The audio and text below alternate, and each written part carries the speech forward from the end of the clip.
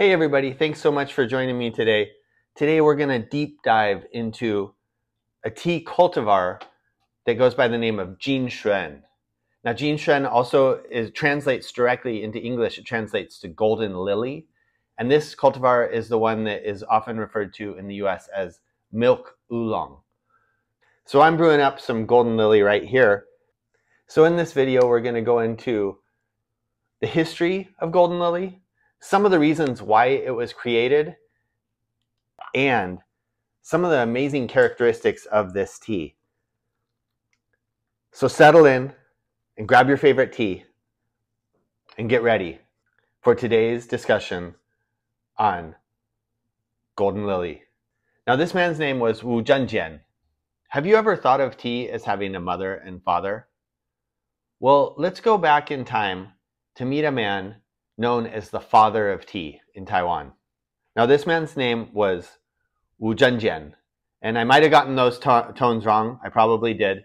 So I'm just going to be calling him Mr. Wu from now on.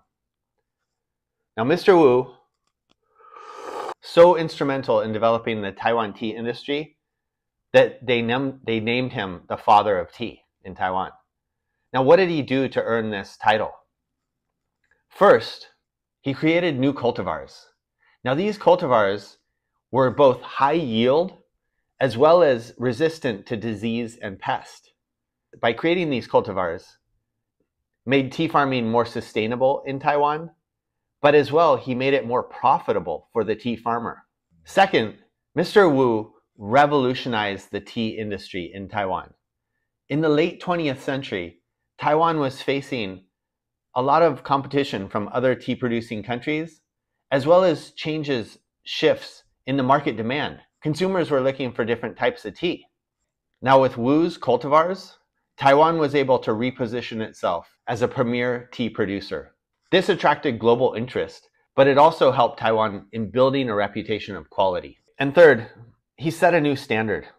He set an incredibly high bar for tea breeding and innovation in Taiwan. And he was able to create cultivars that were well suited to Taiwan's diverse climate and topography. Thus doing, he was able to help preserve traditional practices while advancing the scientific methods of tea producing, of tea breeding. And what this did was it helped Taiwan shift from merely a regional tea producer to an international powerhouse, a global powerhouse that was well known for amazing teas throughout the world. I can't help to think, but without Mr. Wu's contributions, I might not even have found myself in the tea business. Now, I look forward to sharing more about Mr. Wu with you on future videos. But for now, let's get into one of his greatest creations, golden lily. So what is golden lily? Jin Xuan, milk oolong, or sometimes it's called tea number 27 or Tai Cha number 12. So Jin Xuan went by the code 2027 when it was in the developmental stage in this research TRES. The cultivar took nearly 30 years to perfect. And on April 10th, 1981, it was released as Tai Cha number 12, or sometimes called number 12 offspring. It was given the number 12 because this was the 12th tea that was created by TRES.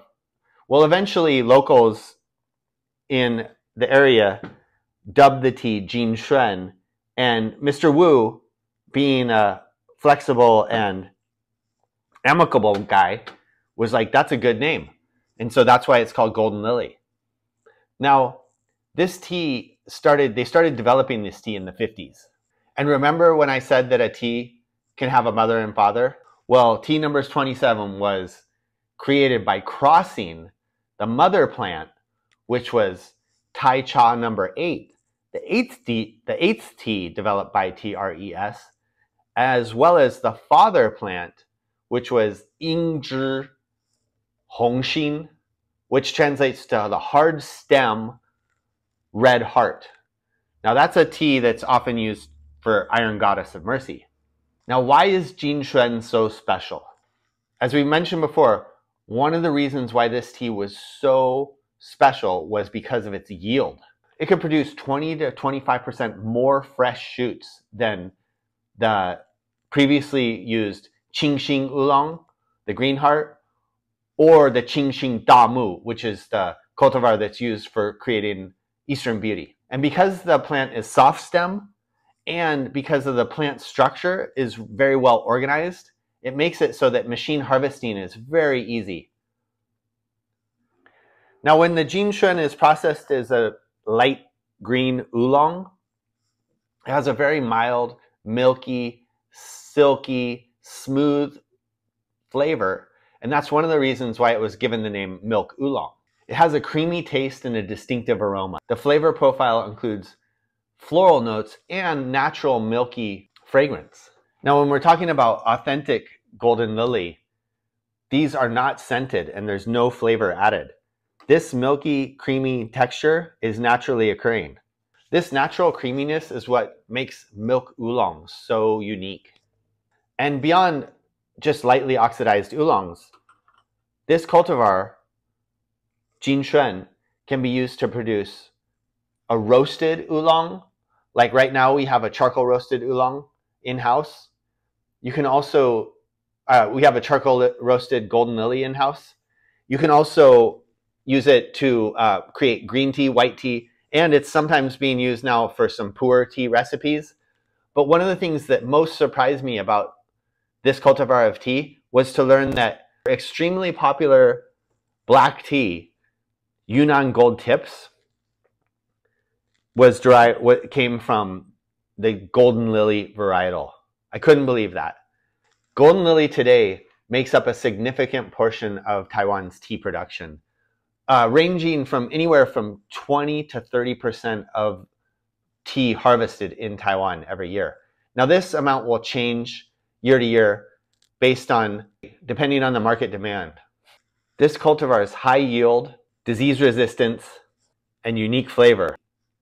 This batch of golden lily we have in-house right now it's called Buttercup Oolong. It's one of the creamiest, butteriest, it's one of the most amazing golden lilies we've had in a long time. Starting the history of golden lily. Thanks so much for watching, everyone. Cheers.